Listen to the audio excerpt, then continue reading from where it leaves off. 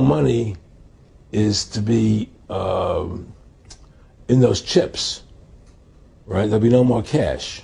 And this is giving me straight from Rockefeller himself. This is what they want to accomplish. And all money will be in your chips. And so instead of having cash, anytime you have money in your chip, they can take out whatever they want to take out whenever they want to. If they say you owe us this much money in taxes, they just deduct it out of your chip digitally. Total control. Total control. And if you're like me or you, and you're protesting what they're doing, they can just turn off your chip. And you have nothing. You can't buy food.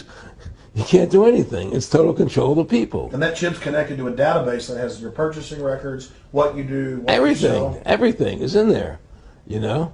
And so they want a one world government controlled by them, everybody being chipped, all your money in those chips, and they control the chips, and they control people. And you become a slave. You become a serf to these people. That's their goal. That's their intentions. Eric, can you be specific about when you met Rockefeller, how it happened in these discussions? I met Rockefeller through a female attorney I knew who called me up one day and said, one of the Rockefellers would like to meet you. I had made a video called Mad as Hell, and he'd seen the video and wanted to meet me and knew I was running for governor of Nevada. So sure, I'd love to meet him.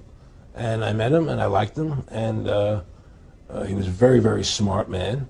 And we used to talk and share ideas and thoughts. And he's the one who told me 11 months before 9/11 ever happened that there was going to be an event. Never told him what the event was going to be, but there was going to be an event. And out of that event, we were going to invade Afghanistan to run pipelines from the Caspian Sea. We were going to invade Iraq, you know, to take over the oil fields, establish a base in the Middle East, and make it all part of the New World Order. And we'd go after Chavez in Venezuela. And sure enough, later 9/11 happened. And I remember he was telling me how how you're going to see soldiers looking in caves for people in Afghanistan and Pakistan and all these places. And there's going to be this war on terror, which is no real enemy. And the whole thing is a giant hoax, you know, but it's a way for the government to take over the American people. He told you it was going to be a hoax. Oh, yeah. Oh, yeah. There's no question. He says, there's going to be war on terror. And he's laughing. There's no... Who are we fighting? I mean, why do you think 9/11 happened and then nothing's happened since then? Do you think that our security is so great here that these people who pulled off 9/11, who were able to, can't knock down another plane? Come on, it's ridiculous. 9/11 was done by people in our own government and our own banking system to perpetuate the fear of the American people into subordinating themselves to anything the government wants them to do.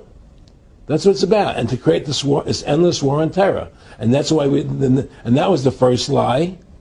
And the next lie was going into Iraq, you know, to get Saddam Hussein out with his weapons of mass destruction.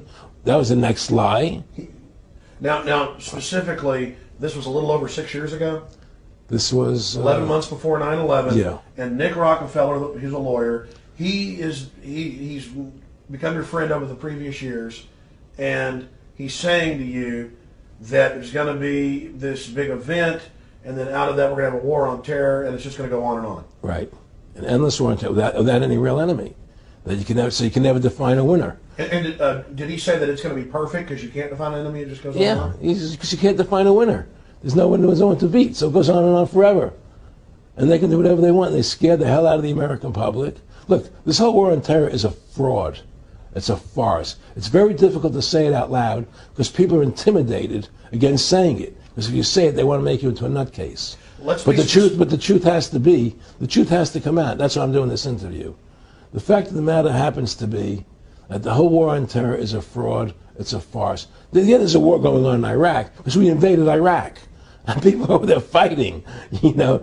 But the war on terror, that's a joke, you know. And until we discover what really happened on 9/11 and who was responsible for 9/11, because that's where the war on terror emanates from. That's where it comes from. It was 9/11 that allowed this war on terror to begin. And until we get to the bottom root of 9/11, the truth of 9/11, will never know about the war on terror.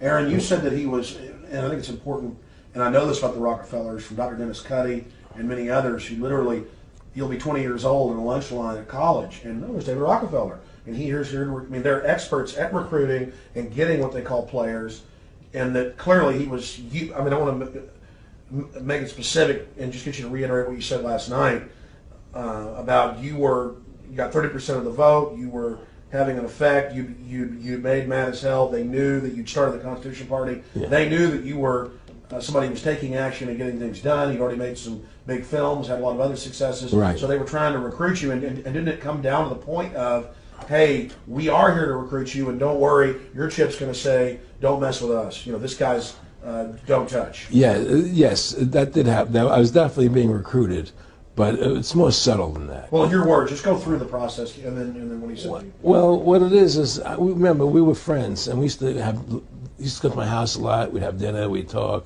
and he'd tell me about business investments I get involved in, or they would help me with this business investment or that business investment.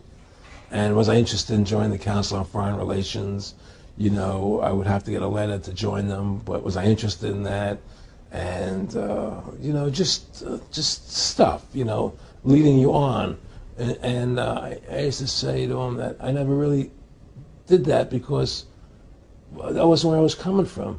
As much as I like you, Nick, your ways and my ways, we're on the opposite side of the fence. I don't believe in enslaving people, and he would come back with, oh, I do? Or? Well, it would be more like, It's better for them. Well, it's more like, how do I put it? It was like, what do you care about them? What do you care about those people? What difference does it make to you? Take care of your own life. Do the best you can for you and your family. What do the rest of the people mean to you? They don't mean anything to you.